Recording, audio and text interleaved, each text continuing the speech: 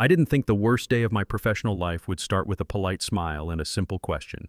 I didn't think it would happen in broad daylight with security cameras rolling, and I definitely didn't think it would end with a lawsuit that flipped someone's entire life upside down.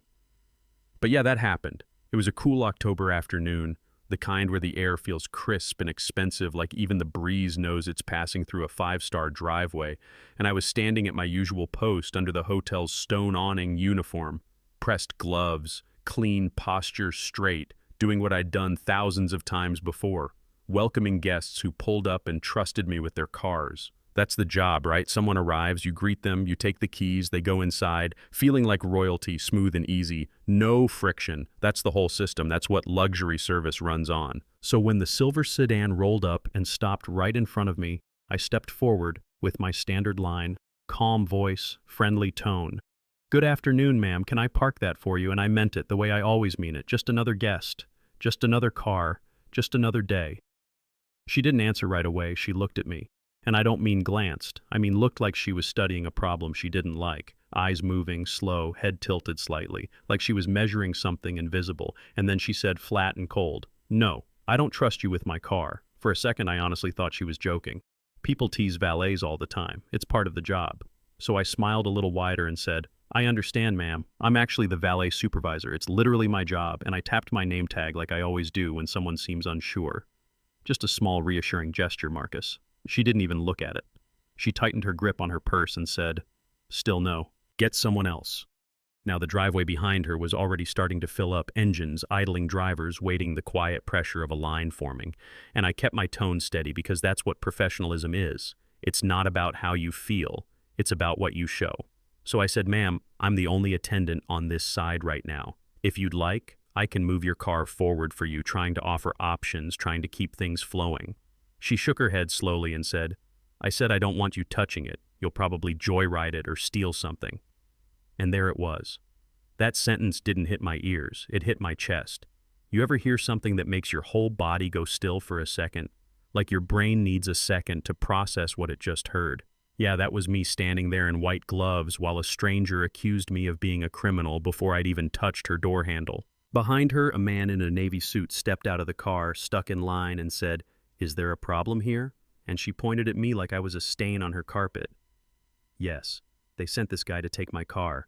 He blinked, looked at my uniform, then back at her.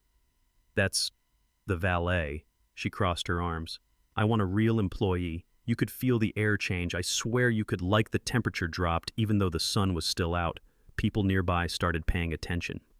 The doorman paused mid-step. A couple waiting with luggage stopped talking, and the man in the suit said gently but firmly, "Ma'am, he is the valet. You're blocking traffic."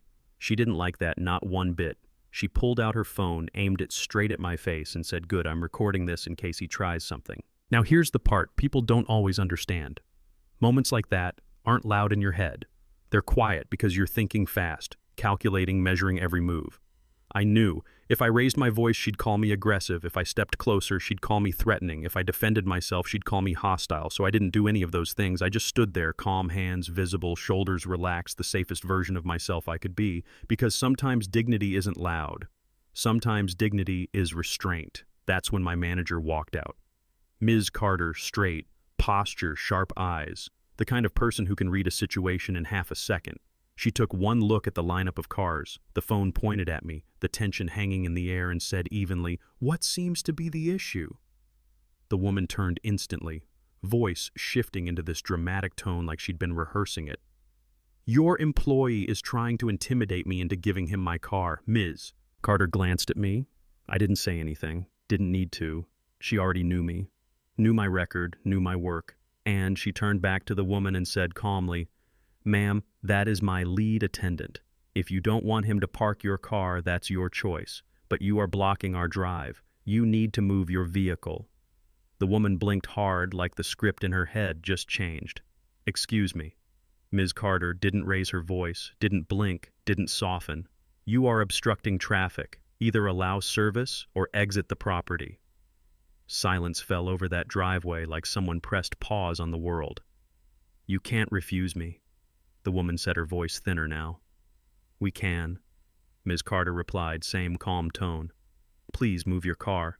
And I watched it happen. I watched the exact second confidence drained out of her face. She looked around like she expected backup, like someone would jump in and agree with her, but nobody did not. The businessman, not the doorman, not the guests watching, nobody.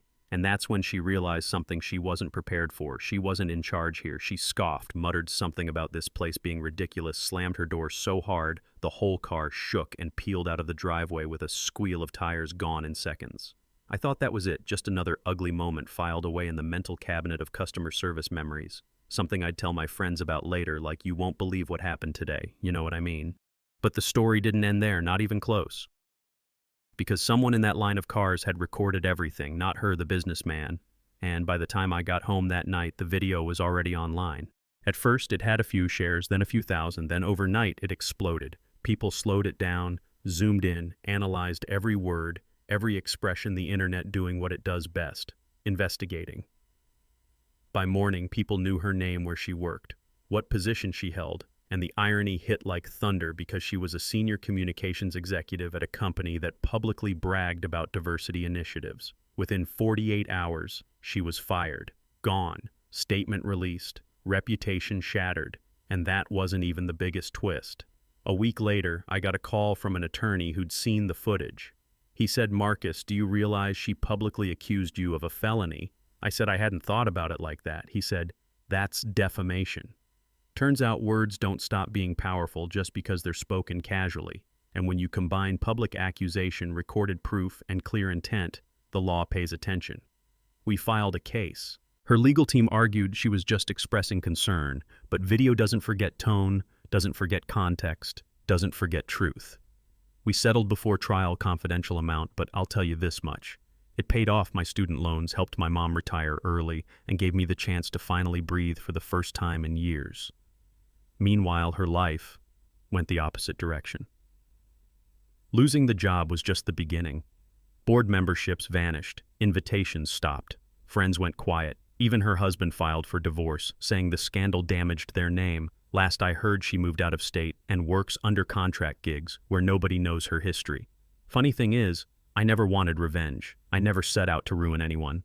I just wanted to do my job, park cars, go home, live my life. The best part wasn't the settlement anyway. It was what changed after. The hotel chain rolled out a new policy across all locations. Any guest who harasses staff based on race, gender, anything like that gets permanently banned. No warnings, no second chances. And they set up legal support for employees who face abuse. Real protection, not just posters in the break room.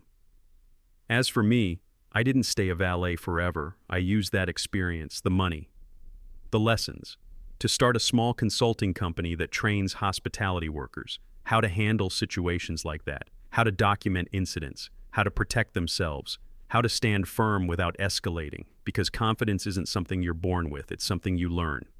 Sometimes I still think back to that afternoon, the sound of her car door opening, the look she gave me, and I realized something strange. She thought she was judging me, but really she was revealing herself. So here's what I want to ask you honestly. If you'd been standing there that day watching it unfold, would you have stepped in? Would you have said something, or would you have stayed silent and let it happen? Tell me what you think, because these moments don't just show who one person is, they show who all of us are, and I want to hear where you stand.